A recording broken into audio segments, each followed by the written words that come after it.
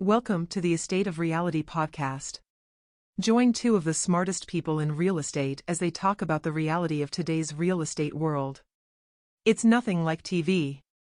This is the real world. If you are planning to buy, sell, or invest in real estate, or if you are a real estate agent, this podcast is for you. Your hosts are Melissa Haley, broker for North Texas Top Team and CEO of Agent Advantage Coaching and Training, as well as Stephen Etzel, real estate broker, instructor, and owner of Stephen Etzel Real Estate Consulting. Join them as they talk about all things real estate. Subscribe today to catch all of the episodes.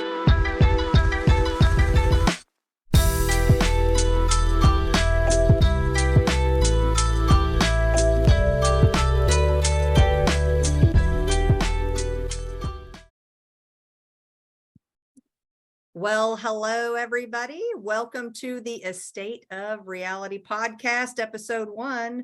Today, we're going to be talking about a topic that has been in the news quite a bit recently, mortgage rates. What is up, Stephen Etzel? Oh boy. Actually, they're not up, they're down, believe it or not. Yeah. Amazingly enough, they've actually gone down a little bit. Not a whole bunch, but they have gone down enough that possibly we're actually changing the market to more of a buyer's market than a seller's market, which is good. And so the rates have gone down to a 30-year at 6.3, almost 6.4% more or less. So that's a lot less than it was a couple of weeks ago. I love that. I don't think people know that interest rates have been dropping recently. They have been. And unfortunately, the news hasn't mentioned that either, by the way. And so they've been mentioning that, hey, this is going on, but they're not giving the good news that the mortgage rates have gone down enough to where it actually, I've been talking to a lot of buyers out there, and it's starting to make sense that they want to move forward on buying a home. Yeah. They're having a more positive input. Yeah, I would agree with that. We're seeing the same thing. When we talk to our buyers and we're telling them, you might think that interest rates are up and that the house is not affordable anymore. But by the time you really start looking at, last year the house was listed for $300,000, but you got a really great interest rate, but you had to pay $350,000 or $400,000 for it. Right. This year, if the house is listed for $300,000, you can get it for that, or maybe even $290,000 or $280,000. You're going to get a better deal, even if the interest rates are a little bit higher. It's still a better deal this year. Do you see the same thing? I mean, you're looking at it going, okay, you're going to pay $300,000 over asking price and pay 4%, or you're going to pay the actual possible market value and pay 6.4%, even 6.5%. And then the good thing also is I've been seeing a lot of sellers also want to pay the closing costs. Yeah. So if you throw in the closing costs on top of that, maybe 2-3%, buy down maybe possibly, or whatever they need to put in for the actual closing cost, you're actually looking at a price point of $300,000 coming, like you said, down to $295, $296, or $292, or whatever the situation is. And it actually makes more sense. I was talking to a renter that reached out to me today, and they said, hey, does it make sense to buy a property? I said, well, let's look at it this way. If you're renting, you're paying 100%. Is that 100% interest? 100% interest. Ding, ding, ding, ding.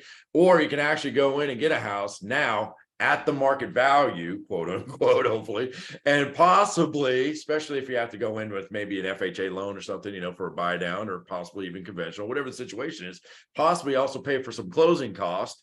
You might be paying 6.4%, 6.5%, but on the flip side of that, at least you're getting ownership. That's the point of what we need to always express to these renters, and we need to express to these first-time home buyers and people that aren't buying property, or they're afraid, or they're kind of gun shy, if you will, that, hey, I'd rather pay 6.5 than 100% any day. Yeah, absolutely. Because if you buy it today for 300, what's it going to be worth in 5 or 10 years? Absolutely. And then not 300, it'll be worth more. Good news, right? Good news.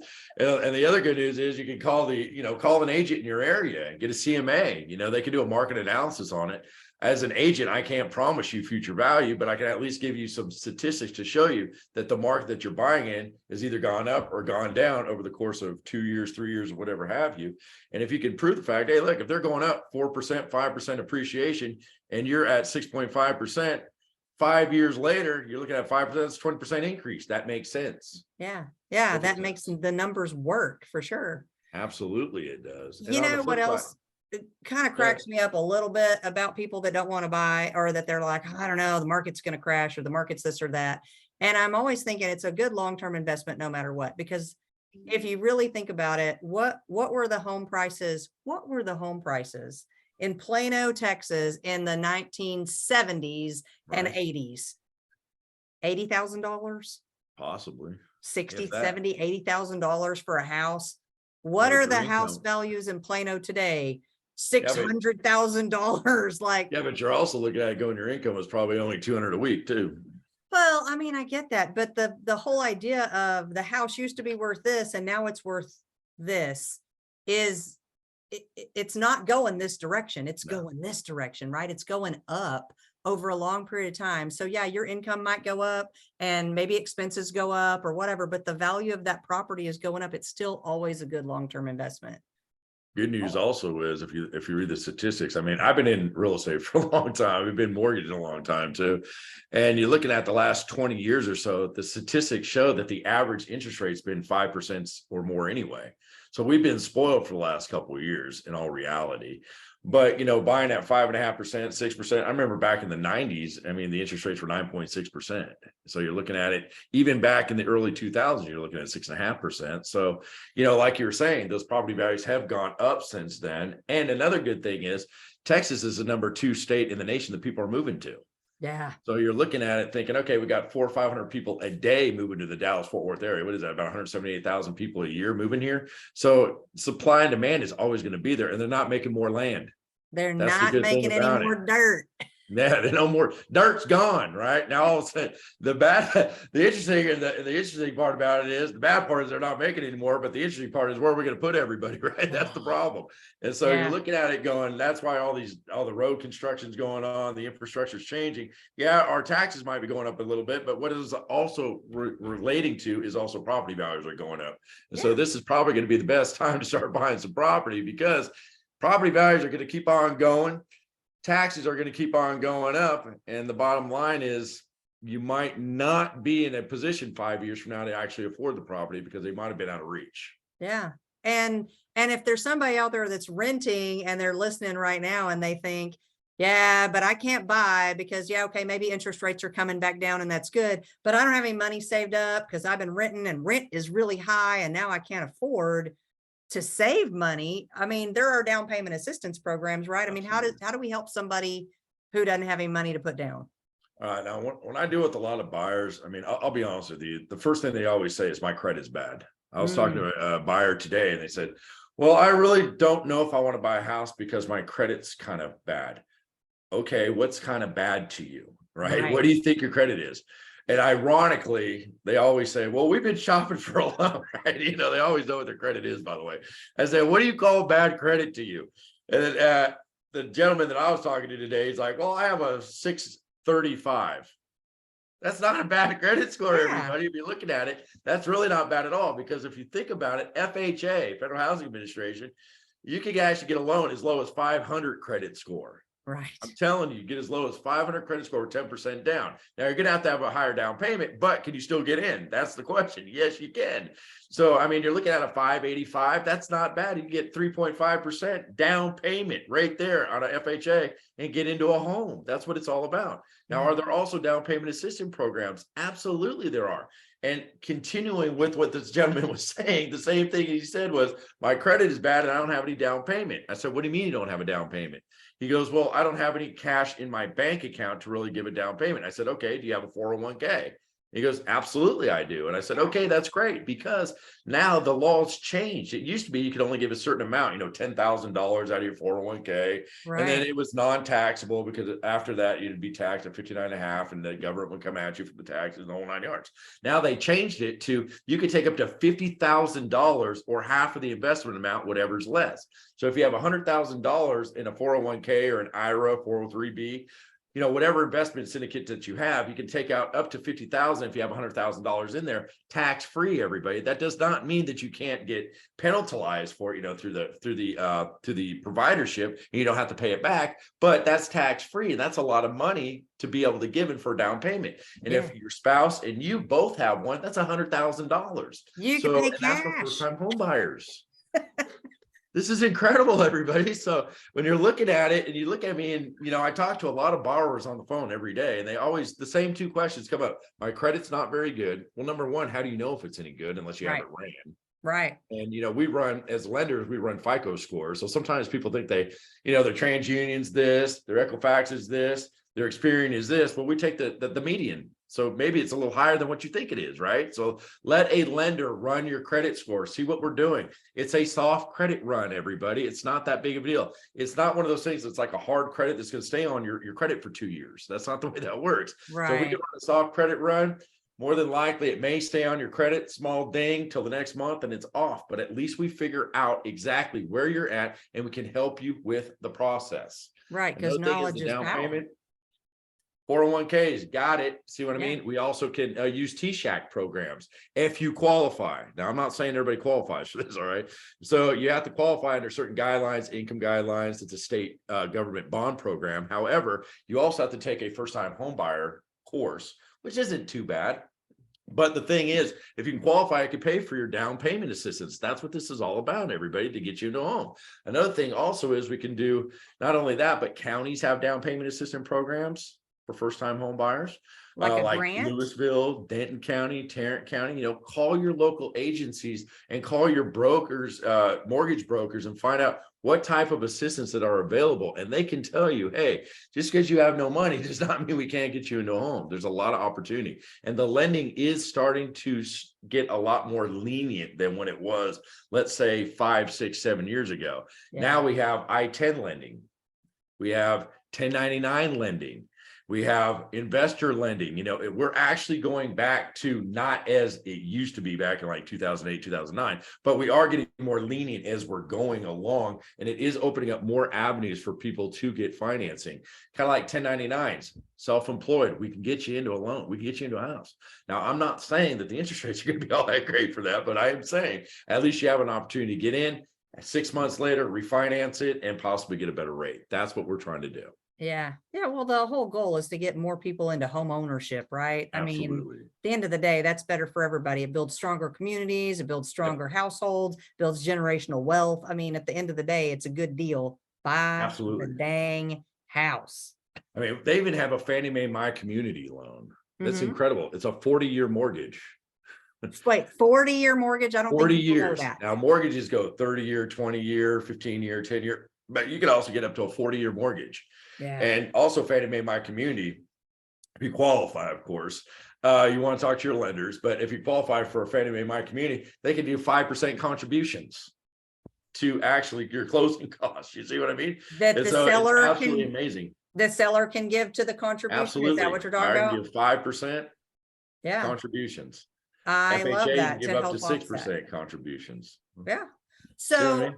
let me take you back to something you said a minute ago, because I think you had a lot of good stuff in there. No, And get you were fired up going on over this. about their credit score, and you said we take the median number. Mhm. And I know what you mean. You mean that middle number, but That's I'm not exactly sure right. that everybody knows what you mean. So talk about how that could benefit somebody with their, well, let me ask you this. Let me just give an example. You tell me if it's true.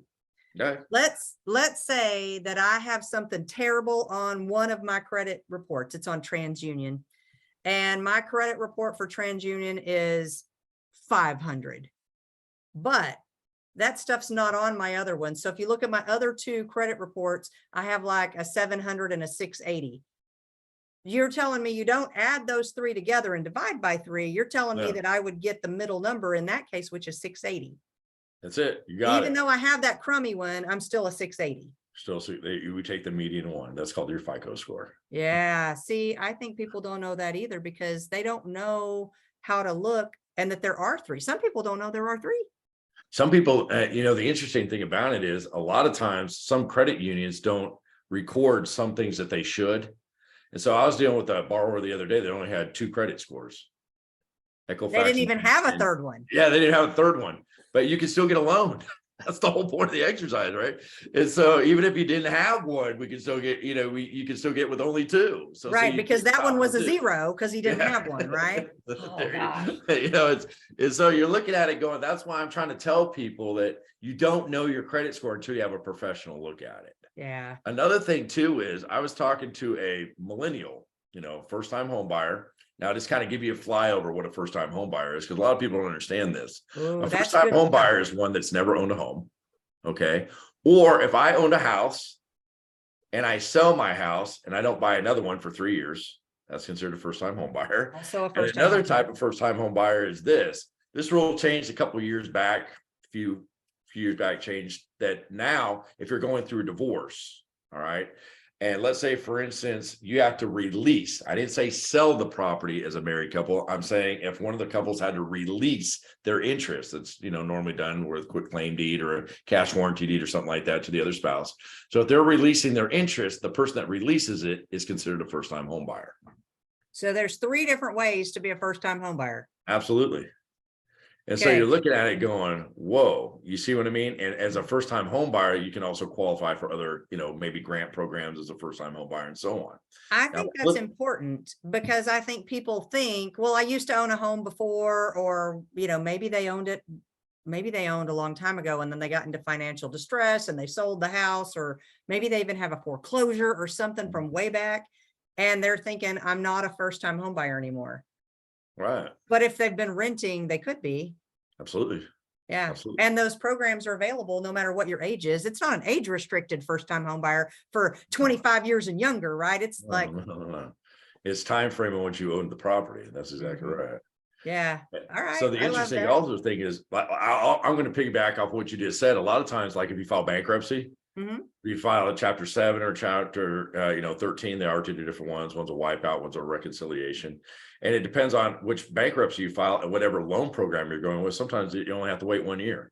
Sometimes you have to wait 2 years. Sometimes, like VA, Veterans Administration, if you get a short sale, in some situations, not even a waiting period. So see what I mean? So it depends on where you're at, and talk to a professional lender about what you can do and what you can't do. That's what this is all about. So when people like Google things or they're watching these infomercials and say, oh no, your world's messed up.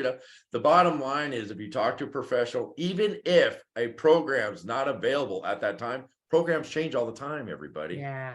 You never know what's going to come out. And just because one lender can't do one thing doesn't mean another lender can't do another thing. So that's another reason why I say, get to know these lenders, call them, and find out what they have to offer. Find out the position that you're at. And maybe you might not be ready today, but maybe they can get you ready in the next 3 or 4 months. And a lot of times people are renting properties anyway, so they might not be ready till their lease is up. Right. So, see what I mean? So it could be perfect timing. Yeah. Well, and I kind of like that you said that too, because I have been telling home buyers that for, more than a decade, saying things like, look, if you don't think you can buy now, you still need to talk to the mortgage person, because if you don't find out what you need to be working on, how do you know what you need to be working on? Yep. And I'm going to tell you a sad story. I know a girl who wanted to buy a house and she was renting.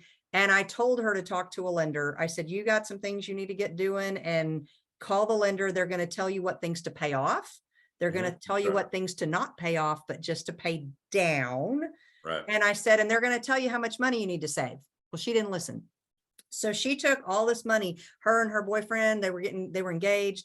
They were stocking away all this money every single month. And then they were paying off all their debt and paying off all their debt and paying off all their debt. And she called me one day and she goes, our lease is up in 30 days and we are debt free. We're ready to go buy a house. And she called the mortgage guy and he's like, you don't have any cash and you need a down payment and you need reserves. And she said, wait, I don't, and they made too much money to qualify for some of the programs you're talking about. And she didn't end up getting to buy a house that year. That's right. Because she had to start over. Yeah. And that's the thing too. I had somebody, we did a USDA, and the borrower thought in their mind, if they paid off their car payment, that was going to help them out. The car payment, they only had like 8 months left of payments. Well, if you have less than 12 months of installments, so you don't count them anyway on your credit. Right. Only 12 months left. And so he decided, well, I'm going to pay this thing off. Well, he paid it off and it lowered his credit score by almost 15%, by 15 points. Because he didn't have any credit, because he wasn't making. Because he closed an account. That's exactly what happened. And so I told him, I said, you should have called before you did that. Yeah. He goes, well, I thought for some reason I was doing a good thing. I said, well, in all reality, you are doing a good thing. I mean, get out of debt's not a bad thing. Sure. But unfortunately, that's not the way this combination game. works sometimes, right? That's So right. sometimes you gotta make sure you keep your credit score up. You also got to make sure you do this. But I mean, we fixed it as a lender. We could fix that and say why the credit went down, and we can actually justify it to the, to the underwriter. Say, hey, look, his credit went down because of the fact, now because he spent more, because he went less, and that was a positive, but it held up closing for about 9 days. Oh, What I mean? wow. So it was one of those things where it just put a hiccup in the process. And a lot of times, if you put a hiccup in the process, and I mean, I'm also a realtor too, right? So when you put a hiccup on the process and people are on a time crunch, that can also be detrimental if you're going to lose a home or not. So now you Yeah. got to extend the closing, or something has to happen. And, it just turns out to be a complete disaster. So that's why it's good to start talking before you're doing. And people really need to understand that. Another thing that people, I believe, need to understand about this lending game is this, like, I'm going to go what you were just saying, get ready to go. I'm dealing with somebody that I've been dealing with for the last 3 months. I mean, their credit was pretty rough, but we got them to the point where now they have minimum credit to actually get into an FHA loan. They worked hard at it, but they're ready. And now the market's changing. See what I mean? Now, since the market's been changing, and I've seen a lot of areas of where they're looking for property have calmed down to the point where now they can afford it. At one time, they were untouchable. Yeah. Now we're looking at the area and going, whoa, we can actually afford some property. We're ready to write offers. I mean, they're ready to write an offer in about 2 weeks. Yeah. And they are That's so awesome. ecstatic about the situations. Like, but they're calling me every day. Can we write an offer yet? I'm like, we got to wait a little while. Wait till the new credit report comes out. Hold on.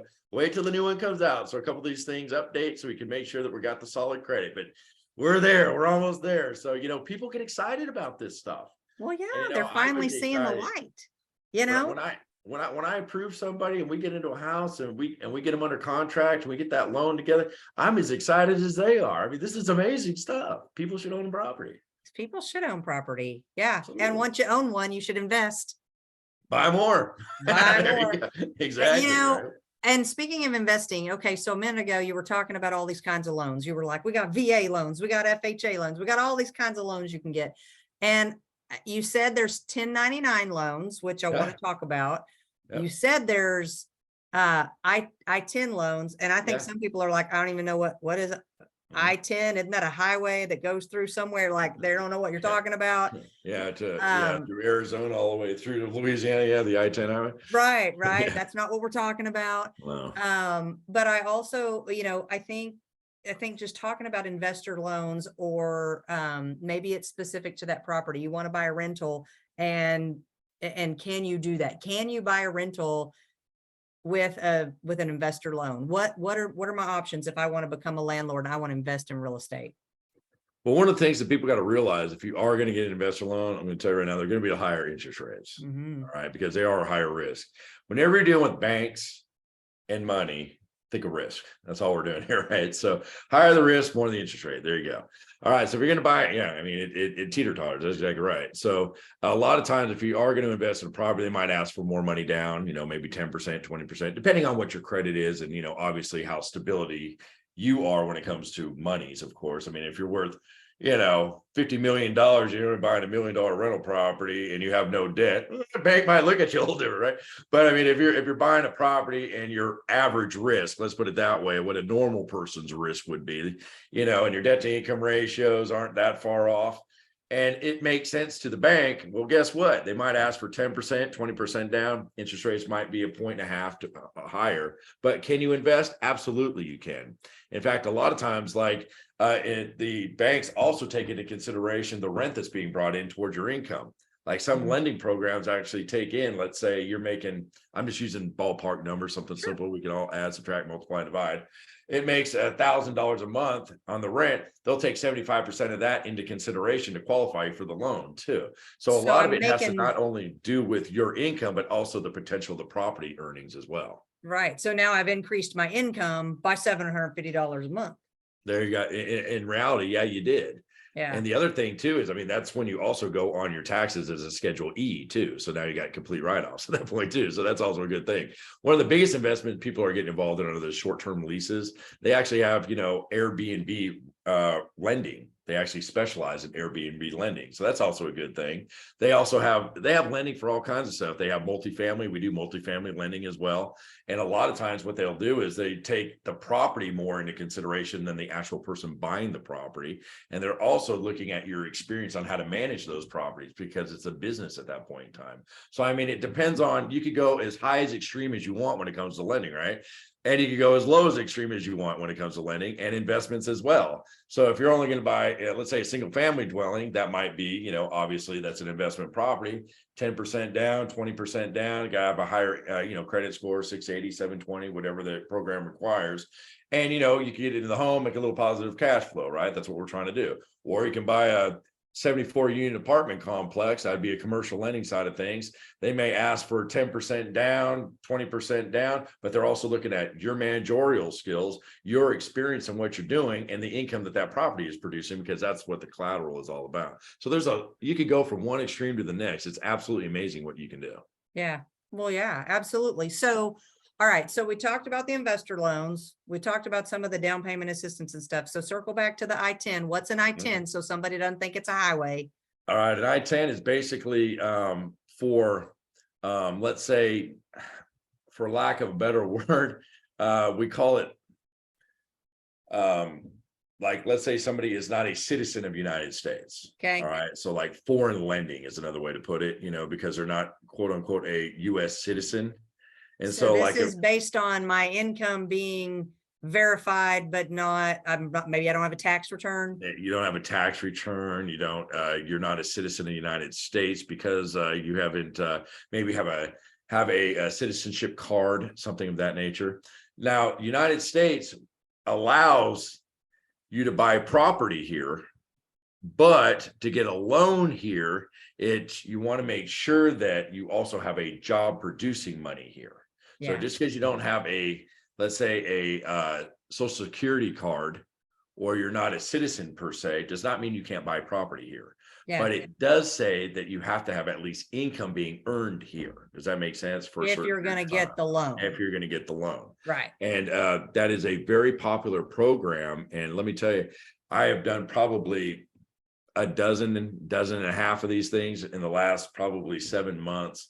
And it thrills me to death. I love seeing it. When people come, they have a chance to buy a piece of property. And, it's absolutely amazing. They look at me and they say, well, I don't have a social security card because I'm from, another country, or I don't have a citizenship and I'm coming from another country, but man, I want to buy a property and I want to stay in America and I want to own some land. And I look at them and say, you know what, do you have a job here in America? Yeah, I've been working here for the last year.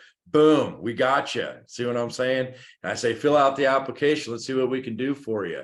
Next thing you know, they buy their first house and it's the best feeling in the world. Yeah. You know why? Because people that are from somewhere else believe in the American dream, I think sometimes more than people that are from here.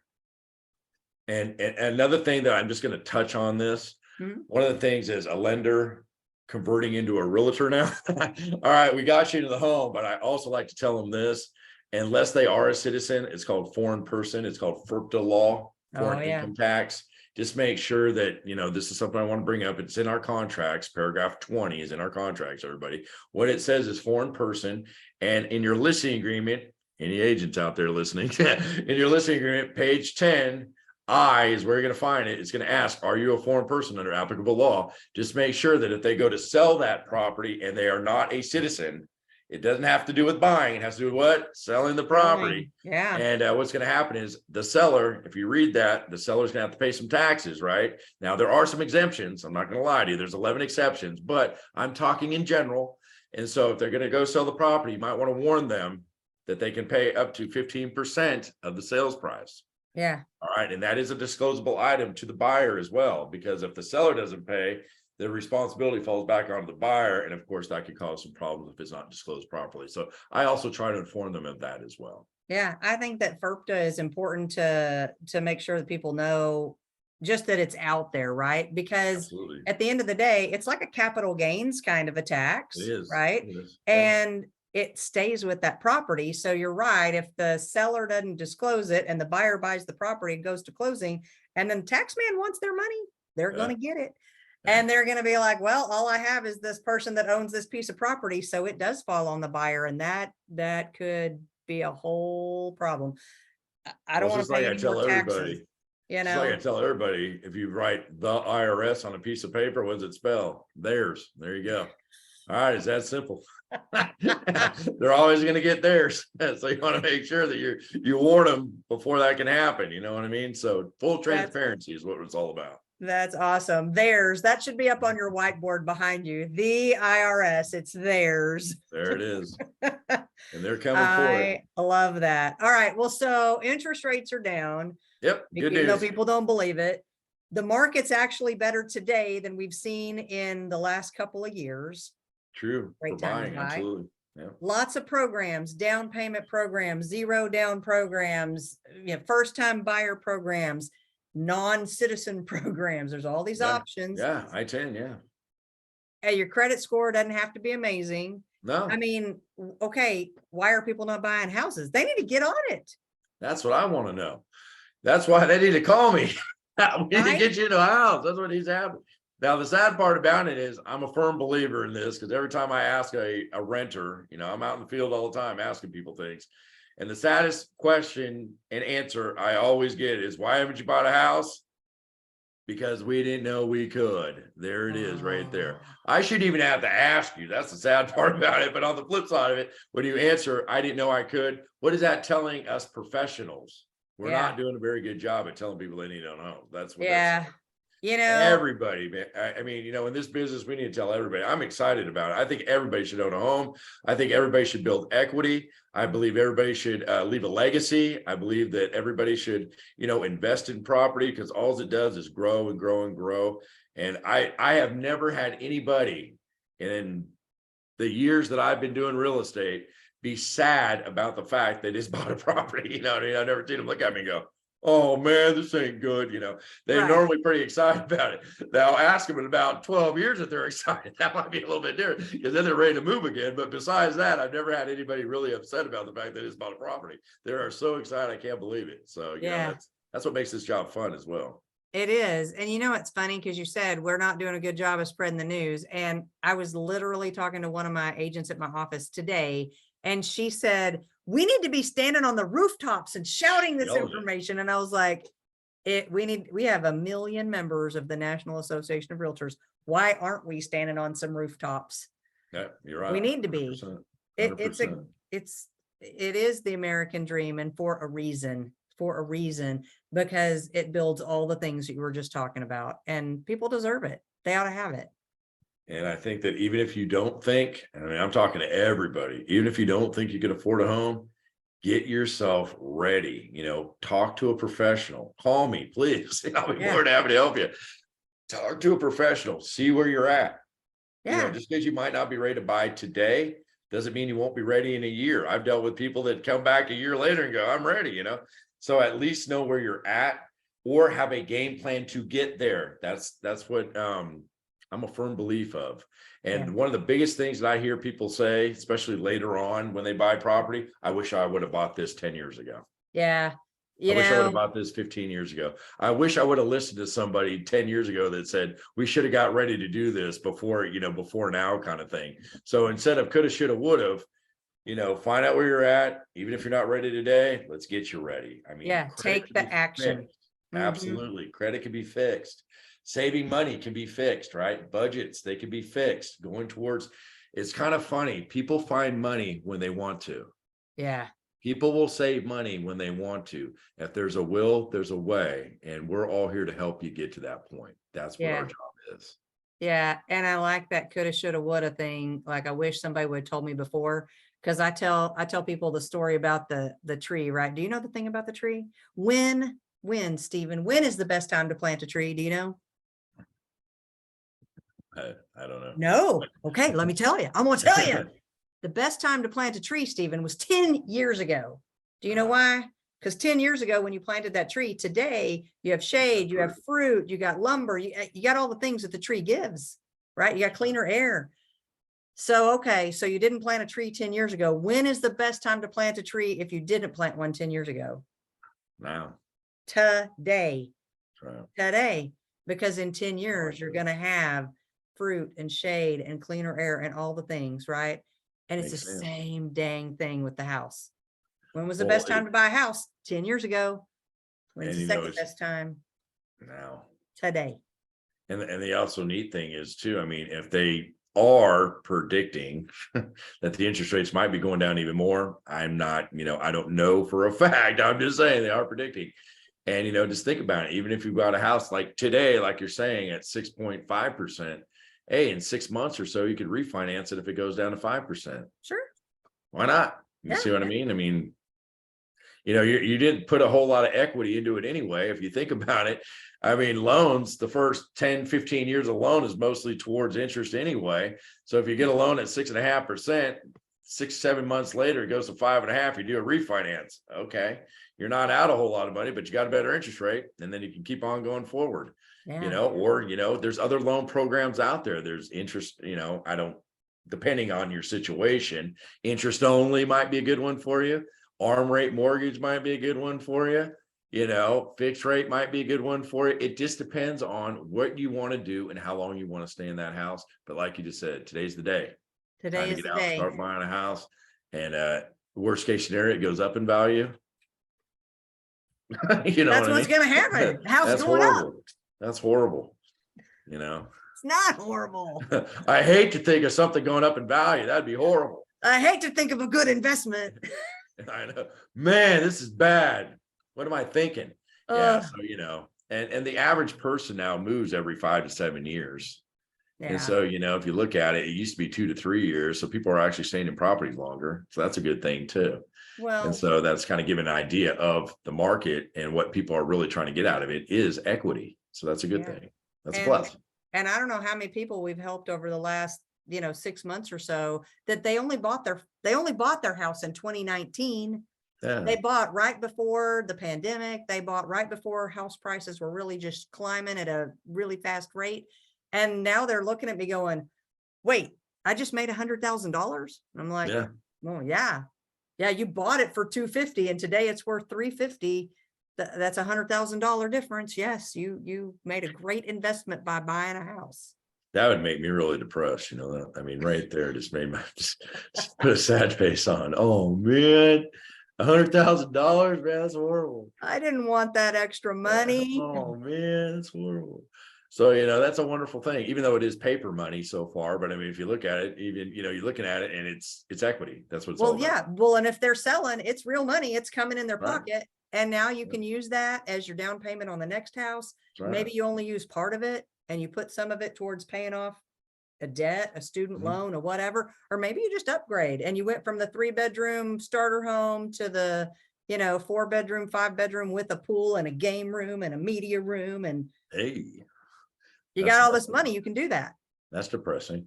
Another good thing is if you live 2 out of 5 years, if it's your primary residence, 2 out of 5 years married, the IRS law says that you get $500,000 exempt, right, from taxes. No And capital 250 gains. if you're single, no capital gain exemptions right there. So Yeah. you live there for 2 years, you made, let's say, $100,000, you walk away $100,000 richer, you don't have to pay the IRS. So Right. not that I'm against paying taxes by no means, but Well, we if I already can get know away it's with not theirs. having to pay tax on 100,000, I'm not gonna get upset about it. Let's put it that way. So see what I mean? And you don't have to put it into another house, just walk away with it. It's yours. Yeah. And so it's a wonderful thing. It is a wonderful thing. And I'm just saying, people, if you're listening today, you need to call a realtor, call a lender. Please. Don't just listen to all the naysayers out there. Call and get the information, because really knowledge is power. And at the end of the day, once you find out what you can do and what the steps are to get you there, you just start taking the steps and just do it. Yeah. Just- Another thing I wanted to add is, that equity is not just cashing out. Do a refinance on it. Yeah. Pull out a refinance. Borrowed money is not taxable money. And guess Right. what else? You also get, you can also take your tax write-offs on your points. You can also take it on your interest rates. So you're basically taking $100,000 out. You're not really taking out 100,000 because you got tax deduction. See what I mean? Yeah. So it's actually a win-win situation, everybody. So there's a lot of things you can do, and go back to what we were talking about, investment. Buy an investment property. Yeah. Turn it. Get a home equity line, do something with it, and keep on growing your wealth. That's what it's all about. Absolutely. I love that. I love that. That's actually a great quote for us to wrap it up on. We'll say it again. Build the wealth. There it is. Build the wealth. Build the wealth. I love that. All right. Well, what I'm going to tell everybody that's listening today, join us next time on the Estate of Reality podcast. We talk about the real estate reality, the real things about the real estate profession, not all that stuff you see on HGTV. And we are right here giving you great information. Thanks, Stephen, for being here today. Thank you. It was amazing. See you next time. All right. You guys have a great day and build the wealth. Build the wealth.